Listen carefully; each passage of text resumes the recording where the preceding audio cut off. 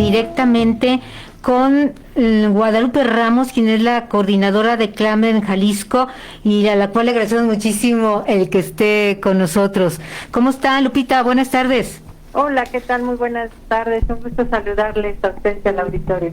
Pues senador Samuel García de Movimiento Ciudadano allá de Nuevo León, pues es una persona muy controvertida, ¿no? Desde manifestaciones por un lado, su vida privada la exhibe en redes sociales, sus viajes a Qatar, o no sé a dónde allá. Así es. ¿A dónde es esto? En Arabia. Ajá. En Arabia. Su boda que fue en plena pandemia. Boda en plena pandemia y los neoloneses o los regios, pues molestos, ¿no? Por esta situación y toda la serie de exhibiciones y el colmo. El colmo, y le salió el tiro por la culata porque tanto publicar su vida, pues ándele, que se le va por ahí esta actitud machista que le llovió en los últimos 2 días en redes sociales. Si gustas, Nadia. Y Lupita, vamos a que escuchemos el audio para que comentemos después. Vamos al audio. Lo bueno, bonito y barato del mercado de abastos. Bueno, vamos al audio, ahora sí, ahí vamos. Que bajes la pierna, ¿no andas enseñando la pierna? ¿Dónde sale la pierna? Yo no la veo. ¿Ya? Ya. Ay, no, hombre, de veras. Pues me casé contigo para mí, no para que andes enseñando. Perdón. A todas las mujeres, una sincera disculpa. No hay palabras. Me queda solamente ponerme a trabajar el triple por esta causa. Es un comportamiento retrógrada, son telarañas que vengo cargando. Nadie me enseñó a ser feminista, pero me comprometo profundamente a cambiar, a reeducarme, a reconvertirme, porque no hay justificación. Aún la broma es machismo. Pues ahí están estas declaraciones que hace el senador Samuel García sobre su confesión, ¿no? Se confiesa ya machista, pero muchas personas en redes sociales no le creyeron porque a la hora que estaba grabando este video, pues se veía que estaba volteando hacia arriba y decía muchos que realmente estaba leyendo y era como un discurso simplemente que le hicieron para salir ahora sí que del paso después de estas conversación que tuvo con su mujer, obviamente por esta supuesta exhibición que estaba haciendo ella y decirle, pues por eso no me casé contigo. Pero así se empieza, Nadia, Lupita, así se empieza la violencia contra las mujeres con estos llamados micromachismos, ¿verdad, Lupita?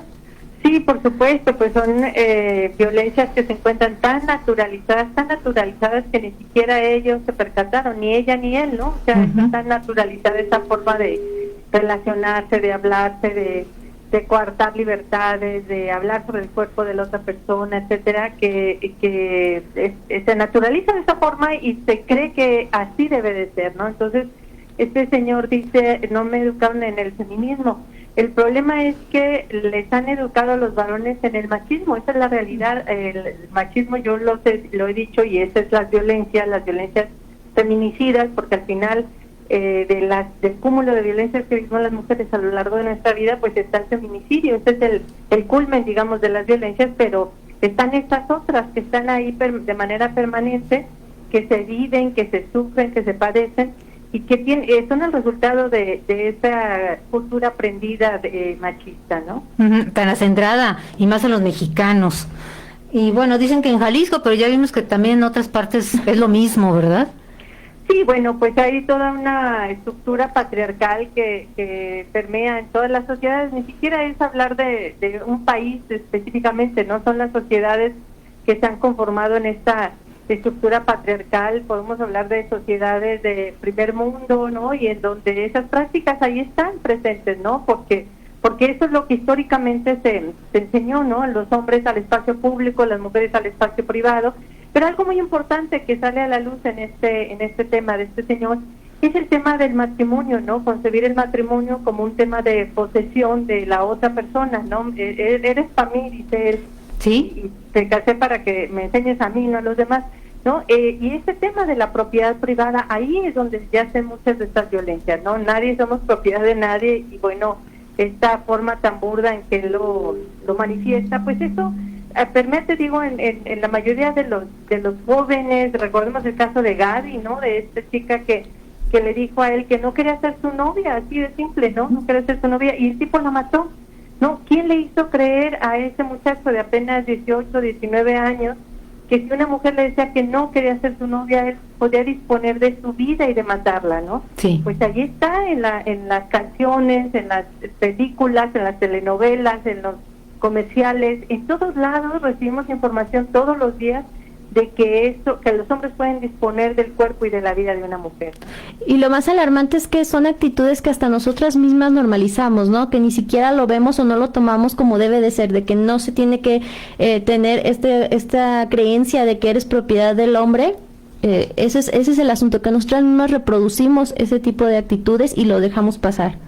Sí, también ahí está presente, lo escuchamos en el diálogo que tienen ellos dos, ¿no? Y en donde ella, en lugar de objetar, pues estos señalamientos que le hace, ella pide perdón, ¿no? Dice perdón. y esto es terrible, porque justo eso pasa en todos lados, pero lo vemos, te digo, a mí me parece muy grave que todavía las novelas sigan replicando esas formas de relacionamiento, ¿no? En las novelas, en las canciones, en la música, es decir, en todos lados encontramos estos mensajes que las niñas y las jovencitas y los jóvenes, los hombres, todo el mundo las replica, las ve, las escucha y cree que eso es lo normal y cree que eso es lo que debe ser. Sí, pero aquí en Jalisco, bueno, tenemos a los nuestros, tampoco andamos muy atrás de lo que escuchamos de este senador Samuel García.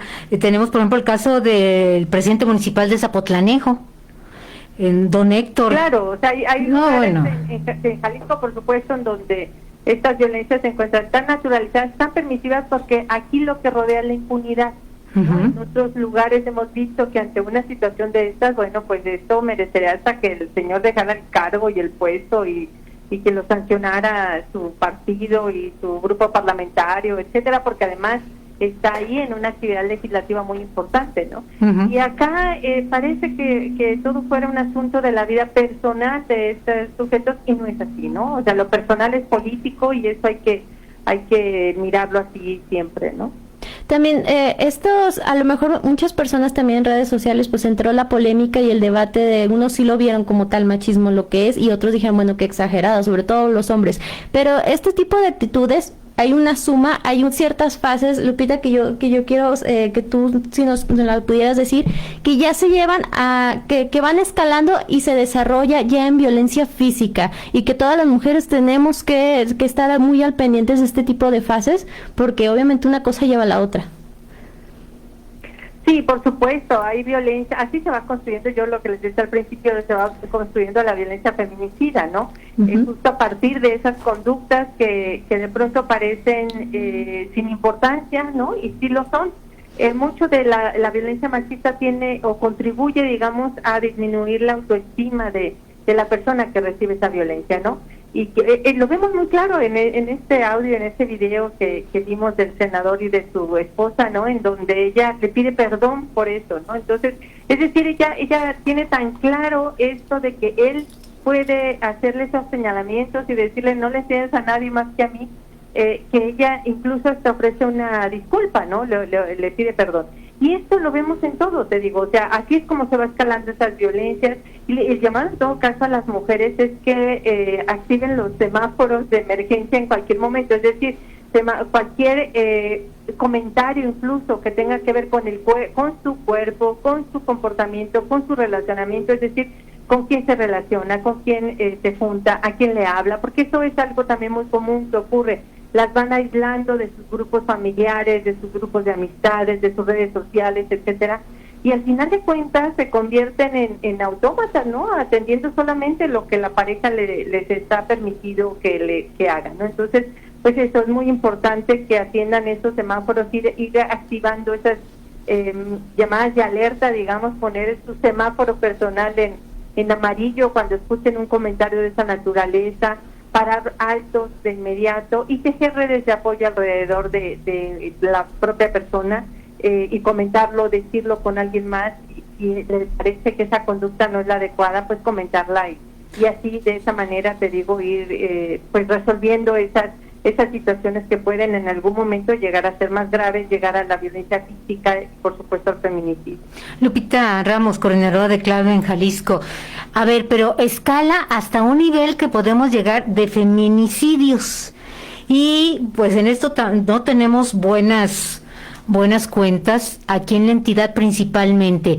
¿Cuántos feminicidios se tienen contabilizados? Pues hasta, no sé hasta cuándo, porque como cada día cambian, no sé cuánto llevamos hasta el que tengamos registrado. Claro, nosotros hacemos un conteo diario, esto lo hacemos desde 1995, imagínate, o sea, tenemos ir contando las mujeres asesinadas justamente para visibilizar la problemática de estos casos. Y mira, para que tu auditorio se pueda dar una idea, cuando yo comencé a llevar estos registros, desde 1995, 97, el promedio de mujeres asesinadas de esa fecha era de 34 mujeres asesinadas por año, que de por sí ya era una cifra alarmante, ¿no? O sea, una sola mujer asesinada ya nos debe de preocupar. Y pasó del año 2005 al año 2010 a 78 mujeres asesinadas por año. Del año 2010, o sea, la última década, fue una década que se significó por esta violencia exponencial que fue creciendo, aumentando a 100 mujeres, más de 100 mujeres asesinadas cada año. Pero los últimos 2 años estas cifras se dobletearon, digamos, son más de 200 mujeres en el año pasado, y este año, que en lo que va a este día de hoy, tenemos 135 mujeres asesinadas, imagínate, ¿no? Y apenas estamos a la mitad del año.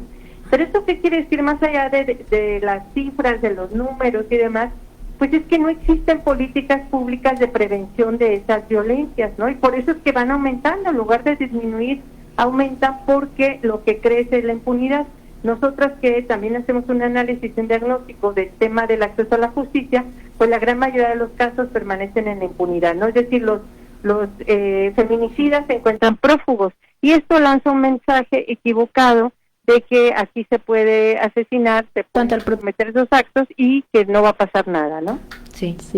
En este caso, ¿cuánto es la impunidad de los feminicidas? Decía que ya en este año, por ejemplo, ya son 135 mujeres las que fallecieron. ¿Cuántos se han castigado realmente? Mira, la impunidad comienza desde la propia investigación deficiente que tiene la Fiscalía, cuando solamente consigna el 20% de los casos como feminicidios, y el resto los clasifica, los consigna como homicidios o como parricidios, ¿no? Entonces ya desde ahí tenemos una cifra que no corresponde a la realidad. Entonces son 135 asesinatos. Son 135 ¿Y cuántos consideran? Y son 29 solamente los que han consignado como feminicidios, ¿sí? Y de todos estos, tanto de los feminicidios como de los parricidios, homicidios y demás, solamente se encuentran consignados el 10% de estos casos. Los demás se encuentran prófugos, ¿sí? Entonces aquí te habla de un tema de impunidad que al final de cuentas pues es como un halo protector para los feminicidas, ¿no? Y este hecho de que las autoridades no lo tomen ni siquiera bajo el protocolo de feminicidio, ¿es por falta de capacitación de las autoridades? Sí, totalmente, hay una ignorancia tremenda. Hoy mismo veía en una de las notas de un chico estudiante de la universidad que fue asesinado. Jonathan Santos. Jonathan, exacto, que lo consignan como feminicidio, erróneamente como feminicidio, solamente por el tema de su preferencia sexual. Al parecer el chico era un chico gay, homosexual. Eso no tiene que ver como para que comiencen las investigaciones como feminicidio. O sea, ni siquiera les queda claro que el protocolo de feminicidio debe activarse para los casos de mujeres asesinadas, y en todo caso tratándose de una mujer trans. Pero aquí no estamos hablando de eso, y eso te habla de una ignorancia tremenda, ¿no? En los casos de investigación de feminicidio. Sí, era lo que también señalaba a agrupaciones como Unión Diversa, precisamente esto, que por ejemplo en los casos de las mujeres trans no se toma como feminicidio, pero en este caso sí, lo que hablan es que ni siquiera hay un protocolo, en este caso para crímenes de odio por orientación sexual aquí en Jalisco, y habla del desconocimiento de la Fiscalía. Sí, de la ignorancia y de la indolencia y de la apatía, ¿no? O sea, quieren aparentar que son atingentes, que en este caso investigan como feminicidio, un caso que no lo es, y los otros casos que son feminicidios ni siquiera eso los investigan como tal, ¿no? No, pues no investigan, ni uno ni otro. Así es. Ahora, hay una reducción de dinero para atender víctimas de violencia. También en esta cooperan pues los diputados locales. Sí, bueno, este es un tema también que desde siempre lo hemos visto, la agenda de las mujeres, no solamente el tema de la violencia, sino el tema de la igualdad, es decir, la agenda completa de los derechos de las mujeres siempre es una agenda secundaria a los temas que consideran prioritarios, ¿no? Entonces siempre vamos a encontrar que los temas de las mujeres tienen no solamente presupuestos bajos, sino incluso los pocos presupuestos que tienen los destinan de manera equivocada. Por ejemplo, el año pasado hicimos una revisión de la asignación de presupuesto en cada dependencia para el tema de la igualdad y nos dimos cuenta que, por ejemplo, en el caso de la de vialidad, había un recurso importante para el tema de igualdad que lo destinaban a la asignación o el otorgamiento de licencias de conducir. Es decir, para ellos este era un tema de igualdad, que una mujer tuviera una licencia de conducir.